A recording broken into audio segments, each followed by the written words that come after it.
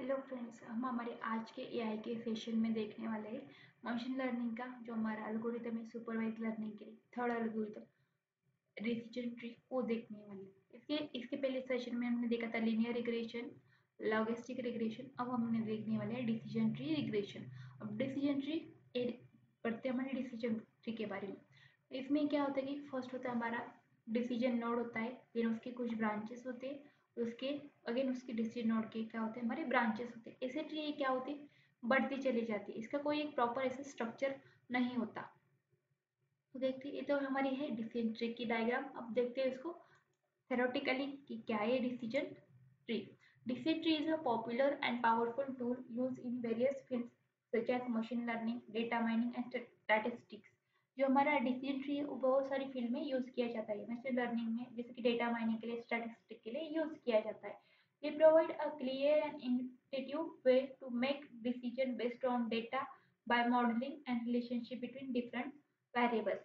जो भी हमारे क्या है वो यूज करते हैं डेटा को मॉडलिंग करने के लिए और रिलेशनशिप डिफरेंट टाइप के जो हमारे वेरिएबल में रिलेशनशिप है उसको डिसाइड करने के लिए हम डिसीजन ट्री को यूज करते हैं। This article is all about what decision tree or how they work, their advantages and disadvantages, how they अपन पहले बघूया सबसे पहले देखेंगे हम what is decision tree। A decision tree is a flow chart like structure used to make decisions और predictions। हमें जो भी डिसीजन लेनी है और प्रेडिक्शन करने हैं उसके लिए हम यूज करते हैं डिसीजन ट्री स्ट्रक्चर हम यूज करते हैं।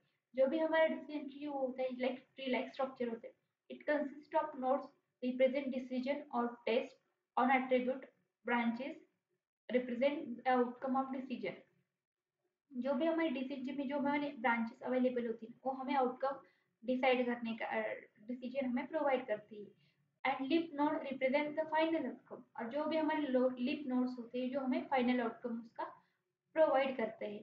Each internal corresponding to the test और attribute, each branch correspond to the result of the test and each leaf node correspond to the class level of continuous value। Structure of decision tree, decision tree में होते हैं हमारे root node होते हैं, internal node होते हैं, branches होते हैं, लीफ नोड्स होते हैं। सबसे पहले देखते हैं हम root node.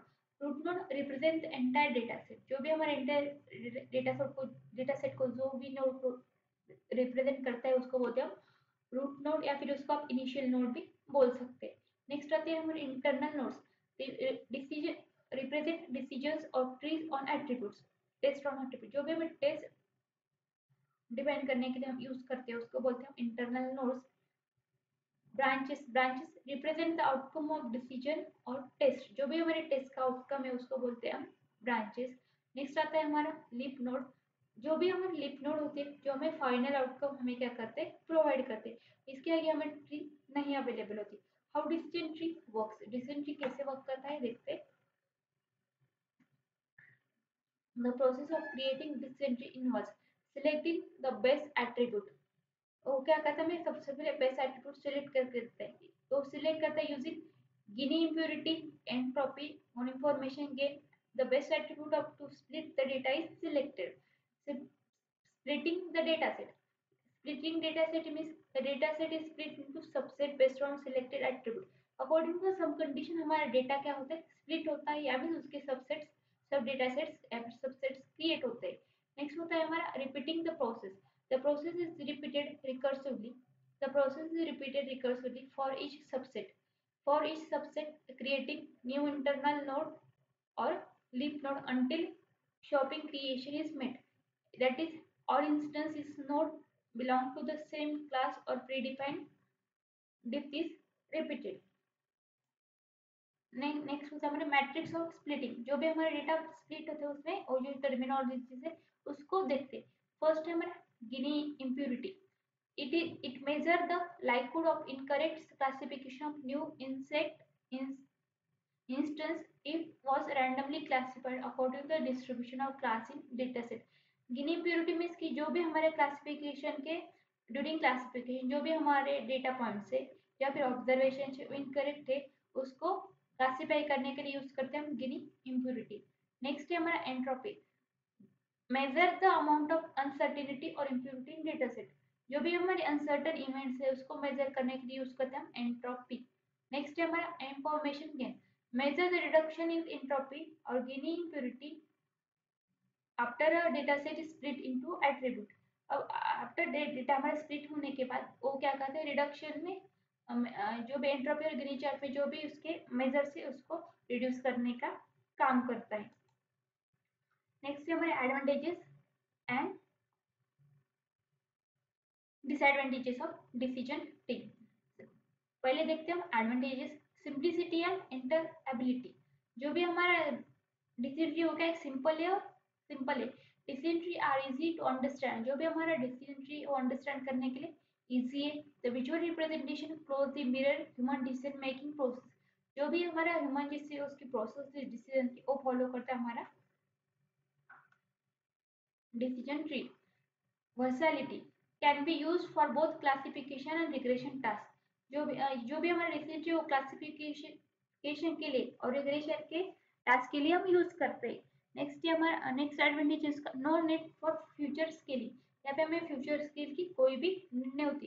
Decision tree does not require normalisation और scaling the data, handles non linear relationship, capable of capturing non linear relationship between future and target variables, जो भी हमारे फ्यूचर की टारगेट वैल्यूज है उसके लिए हम यूज करते हैं, हैंडल करने के लिए यूज करते हैं, डिसेंटली यूज किया जा सकता है। Disadvantages, over fitting. फर्स्ट है over fitting, dysentery can be easily over fit the training data especially if they are deep with many nodes। ये क्या है कि जो भी हम ओवर फिटिंग मीन्स की जो भी हमें मेन नोड्स है उसको क्या कहते हैं वो डीपली लेके जाता है। Instability, small variations in the data can be result is completely different tree being generated, जो भी हमारे समटाइम्स क्या होता है हमारा रिजल्ट कम्प्लीटली क्या होता है स्मॉल वेराइटीज की वजह से वो चेंज हो जाता है। Then bias towards features with no more levels, feature with more levels can be dominate the tree structure, जो भी हमारा ट्री स्ट्रक्चर है उसको डोमिनेट करने के लिए ये सुटेबल नहीं है। नेक्स्ट देखते हैं how to implement decision tree, decision tree को कैसे इम्प्लीमेंट करना है वो देखते हैं। डिसीजन ट्री को इम्प्लीमेंट करने के लिए मैं यहाँ पे एग्जांपल लिया मैंने क्रिकेट प्लेयर सिलेक्शन का एग्जांपल। इसके लिए हमें इंपोर्ट करना पड़ेगा, import pandas as pd for the statistical data from sklearn.model selection, हमें डेटा को स्प्लिट करना है तो import train test split from sklearn.model sklearn.tree import decision tree classifier from sklearn.matrix import accuracy score चाहिए हमें डेटा विजुअलाइज करने हैं उसके लिए हमें मैटप्लॉट को इंपोर्ट करेंगे फ्रॉम sklearn.import ट्री। अब हम डिसीजन ट्री पे वर्क कर रही है तो हमें डिसीजन ट्री भी यहाँ पे क्या करना पड़ेगा इंपोर्ट करना पड़ेगा। नेक्स्ट है हमारा डेटा, डेटा सेट चाहिए तो मैंने यहाँ पे कोई भी CSV फाइल इंपोर्ट नहीं की है, मैंने यहाँ पे मेरे रैंडम वैल्यूज थी इसमें मैंने वेरिएबल से age, batting average, wicket taken, strike rate, is captain और सिलेक्टेड, ये जो भी हमारा डेटा है वो बाइनरी वे में क्लासिफाई होगा, एक सिलेक्टेड और नॉन सिलेक्टेड वे में। उसके हम डेटा फ्रेम क्रिएट करते हैं, df equal to PD dot data frame. After that हम df एक्स एक्सिस में रखेंगे हमारे टारगेटेड वेरिएबल्स यानी हमारे इंडिपेंडेंट वेरिएबल्स, और जो भी हमारा वाई एक्सिस पे होगी वो होगा हमारा डिपेंडेंट वेरिएबल। इंडिपेंडेंट वेरिएबल में रखे हमने age, batting average, wicket taken, strike rate, is captain, और डिपेंडेंट वेरिएबल में हमारा है अगर हमने सिलेक्टेड यानी वो प्लेयर सिलेक्टेड है या नहीं। हम डेटा को स्प्लिट करेंगे उसके लिए हम क्या करते हैं एक्सटेंड, एक्स को टेस्ट करते, वाई को ट्रेन करते, वाई को टेस्ट करते, strain test split X Y, test की साइज रखी मैंने 0.3 यानी मेरी 30% से मैं यहाँ पे मेरे डेटा को टेस्ट करूंगी, 70% से ट्रेनिंग प्रोवाइड करूंगी। देन नेक्स्ट हमारा रैंडम स्टेट, जो भी हमारे डेटा की स्टेट होगी 42%। क्रिएट, हमें डिसेंट्री को मॉडल को क्रिएट करना है तो ये मैंने मॉडल को क्रिएट किया। अब इसे कैसे क्रिएट किया, वेरिएबल लिया slm equal to decision tree classifier, उसको मैंने कॉल किया है, random list equal to 42, CLF dot fit extend Y test को मैंने वहां पे फिट किया हुआ है। प्रिडिक्शन एंड एक्यूरेसी, मेरे एक्यूरेसी मॉडल में चेक कर रही हूँ, तो यहाँ पे मैंने क्या किया, CLF डॉट प्रिडिक्ट एक्स को मैंने प्रिडिक्शन किया और उसका एक्यूरेसी स्कोर मैंने वाई टेस्ट और वाई प्रिडिक्शन में यहाँ पे कैलकुलेट किया। अब मुझे वो एक्यूरेसी स्कोर मुझे प्रिंट करना है, तो एक्यूरेसी इंटू 100